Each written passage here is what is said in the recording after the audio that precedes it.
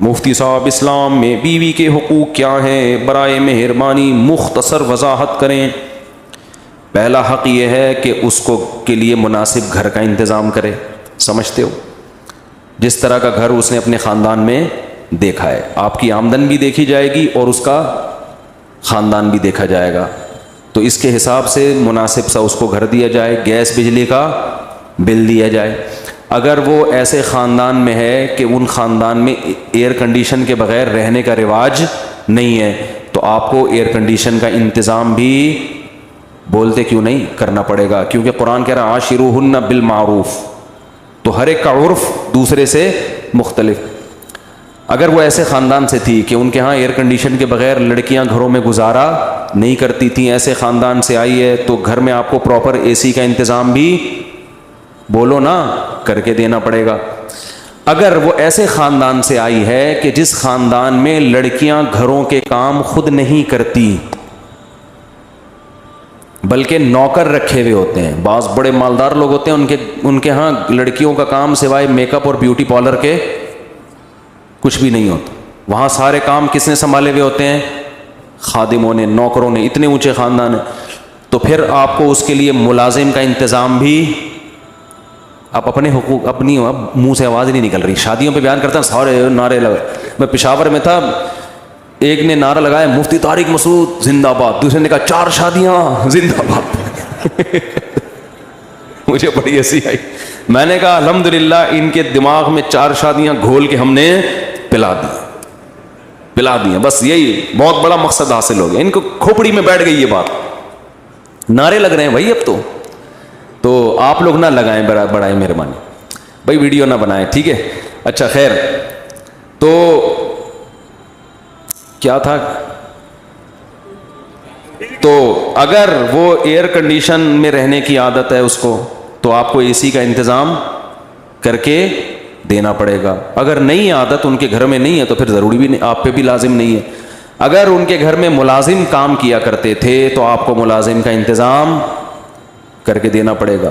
اگر ان کے گھر میں رواج یہ تھا، اتنی اونچی فیملی ہے کہ بیویاں شوہروں کے لیے کھانا بولو نہیں پکاتی، بلکہ شوہر کے لیے بھی ملازم اور بیگم کے لیے بھی باہر سے، یہ سسٹم تھا، تو پھر آپ بھی اس سے کھانا بولتے کیوں نہیں پکوا۔ لیکن نارملی ایسا ہوتا نہیں ہے۔ نارملی درمیانے درجے کے جو خاندان ہوتے ہیں اس میں یہی ہوتا ہے کہ لڑکیاں گھروں کے کام کرتی ہیں، تو اس خاندان سے آئی ہے تو اس کو آپ کی خدمت بھی کرنی پڑے گی۔ سمجھتے ہو کہ نہیں سمجھتے؟ تو عاشروہن بالمعروف میں کیا دیکھا جائے گا؟ عرف کو، کہ اس لڑکی کے خاندان میں عرف کیا ہے۔ تو اسی وجہ سے کہتے ہیں کہ جب آپ شادی کرو تو تھوڑا سا اپنی حیثیت سے کم لوگوں میں کیا کرو، تاکہ آپ پر جو حقوق کا برڈن آئے وہ آپ آسانی سے ادا کر سکو۔ جب رشتہ لینے کے لیے جاتے ہیں تو دکان پکوڑوں کی ہوتی ہے، باتیں وہاں بیٹھ کے کروڑوں کی کر رہے ہوتے ہیں تاکہ ہائی پروفائل رشتہ ملے۔ یہ نہیں پتا ہوتا کہ اس کو افورڈ کرنا غریب آدمی کا کام نہیں ہے۔ تو جتنی چادر ہے نا اتنی چادر دیکھ کے پاؤں پھیلاؤ۔ سمجھتے ہو کہ نہیں سمجھتے؟ تو خلاصہ یہ کہ اس کو گھر پرووائڈ کرنا، گیس بجلی کا بل دینا، یہ کس کی ذمہ داری ہے؟ آپ کی۔ اگر آپ نے اس کو الگ کمرہ دیا پھر بھی ساس اور نند کی بے جا مداخلت ہے۔ ایک مداخلت بے جا نہیں ہوتی، جائز مداخلت ہوتی ہے، ایک ہے بے جا۔ بے جا کا کیا مطلب ہے؟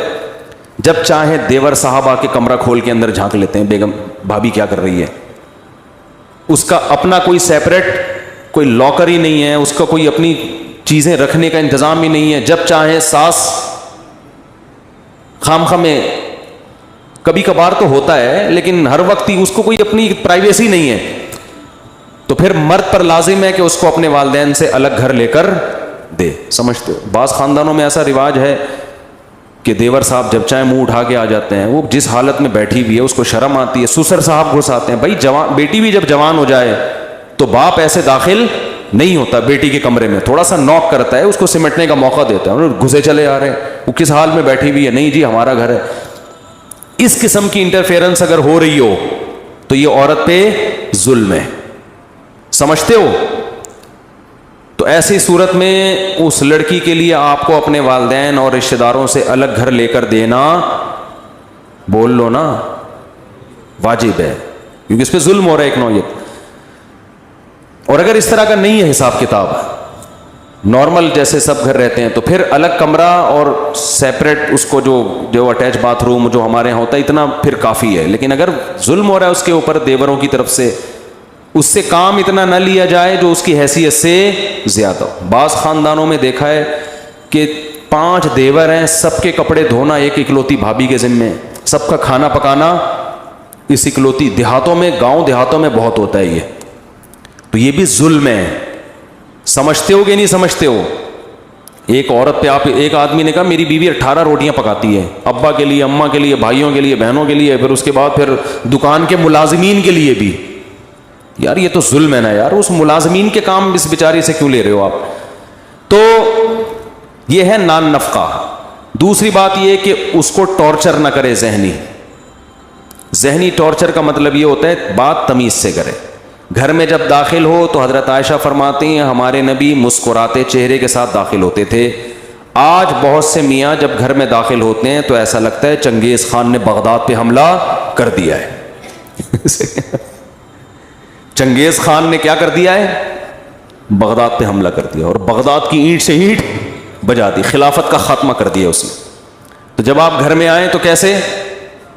اور عورت کی بھی ذمہ داری ہے, جب یہ میاں آ کے مسکراہٹ دیے تو آپ نے بھی آگے سے مسکراہٹ کا جواب مسکراہٹ سے دینا ہے.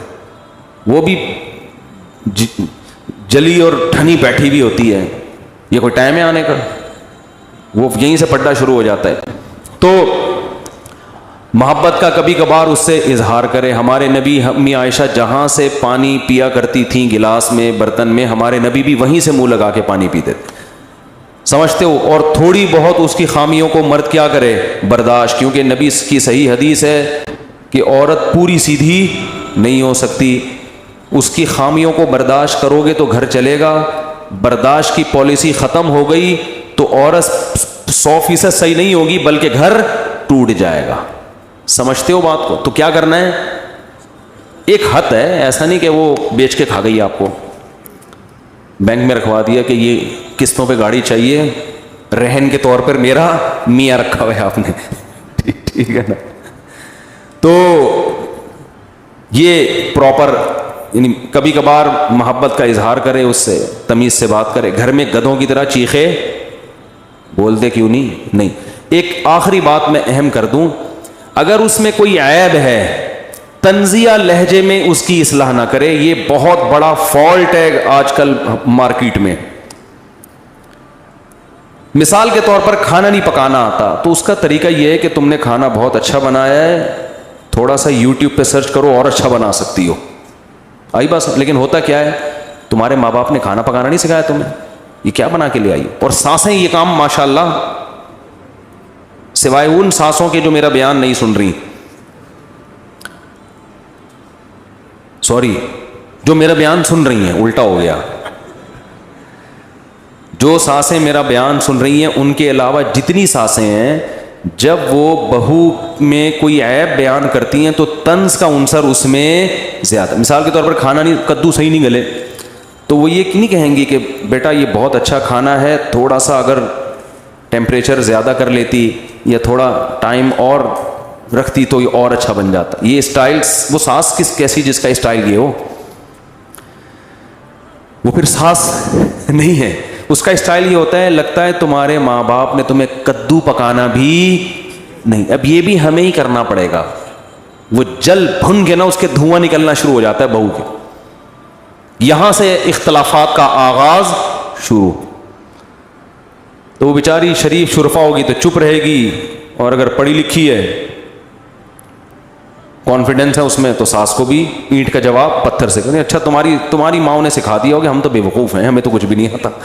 یہی ہے, ہاں تمہاری ماں نے تمہیں بہت کچھ سکھایا, ہم تو کیا ہیں, بے وقوف ہیں. یہ پھر اٹھا کے پلیٹ پھینکے گی, خود ہی پکاؤ, آئندہ میں نہیں پکا رہی, جاؤ. وہ جو مکھنچو ہے نا, جس نے میرے بیان سن کے شادی کی تھی, جب وہ شام کو گھر میں آئے گا تو کدو تو ویسے ہی نہیں گلے, وہ کھانا بھول جائے گا. پھر اماں سے پوچھے گا, ماں بتائے گی یہ اس نے مجھے بدتمیزی کی ہے, مجھے میری ماں کا تانا دیا ہے اس کو. اول تو ایک تو غلطی کی، کدو نہیں صحیح پکائے، گلائے نہیں، اوپر سے سوری کرنے کے بجائے کیا کر رہی ہے، پلیٹیں اٹھا اٹھا کے پھینک رہی ہے. وہ غیرت میں آئے گا، میری ماں جس نے مجھے جنا، جس نے مجھے دودھ پلایا ہے، جس کے مجھ پر احسانات، اور یہ آج جمعہ 8 دن نہیں ہوئی، یہ چاہتی ہے کہ میری ماں سے بدسلوکی کرے. یہ پہلے ہی چنگیز خان بن کے آیا تھا، اب یہ ہلاکو خان کو بھی ساتھ لے کے بیوی کے کمرے پہ اٹیک کرے گا. یہ کیا پڑا ہوا ہے دیواروں کے اوپر، یہ کیا ہے، یہ تماشا بنایا ہوا ہے. وہ یہ دیکھے گی کہ ایک تو میری ساس نے پہلے طنز کیا، اوپر سے میرے شوہر کو بھی میرے خلاف ورغلا رہی ہے، تو وہ دلائل کی دنیا میں جواب نہیں دے گی، وہ اپنی ساس کی کیا ہو جائے گی، دشمن. ابھی اس نے کدو کی پلیٹ پھینکی تھی، پورا پریشر کوکر اٹھا کے شوہر کے سر پہ جا کے پھوڑ دے گی. پھر شوہر مجھ سے پوچھے گا یہ کیا ہو رہا ہے مفتی صاحب، گھریلو مسائل حل نہیں ہو رہے، تو میں اس سے کہوں گا میں نے کہا تھا کہ جب شادی کرو تو گھر میں ہیلمٹ پہن کے جاؤ. میں پہلے ہی کہہ چکا ہوں کہ گھر میں کیا پہن کے جایا کرو، ہیلمٹ. یہ تمہارا قصور ہے، تمہارا جو سر پریشر کوکر سے پھٹا ہے اس کی وجہ کیا ہے، تمہارے پاس اچھی کمپنی کا ہیلمٹ نہیں ہے. اب کسی کا باپ بھی خدا کی قسم بیٹھ کے حل نہیں کر سکتا کہ اس میں غلطی میری ماں کی تھی یا میری بیوی کی. خدا نے آج تک ایسا کوئی مخلوق پیدا، کیونکہ ادھر سے اس کی سنو گے اس کی سنو گے، آپ کو پتہ ہی نہیں چلے گا پہل کس نے کی ہے. چڑھ چڑھ پڑ پڑ ادھر سے یہ ادھر سے، پھر گالیاں مجھے دیتے ہیں کہ یار انہوں نے ترغیب دی تھی، یہ ہمارے گھر میں ہو رہا ہے. تو جب طنزیہ کلام شروع ہوتا ہے نا، طنز، تو معاشرے میں اصلاح بولو نہیں. اور ساسوں کی ہے حالت دیکھو، ان کو چاہیے ماڈرن لڑکیاں پڑھی لکھی، اور گھر کے کام ان سے ایسے کروانے ہیں جیسے گاؤں دیہات کی ان پڑھ لڑکیوں سے ہوتے ہیں. تو جب ماڈرن لڑکی لاؤ گے تو وہ شکر کرو کدو گلا دی، جتنے گلائے ہیں اتنے بھی نہیں گلاتی ہو. تو اگر یہی تھا تو آپ لے آتی کسی دیہاتی کو، اپنی بھتیجی کو، اپنی بھانجی کو، وہ جو بیچاری کہیں رہتی ہے دیہات کی اچھی بھلی خدمت گزار، اس کو لے کے آتے.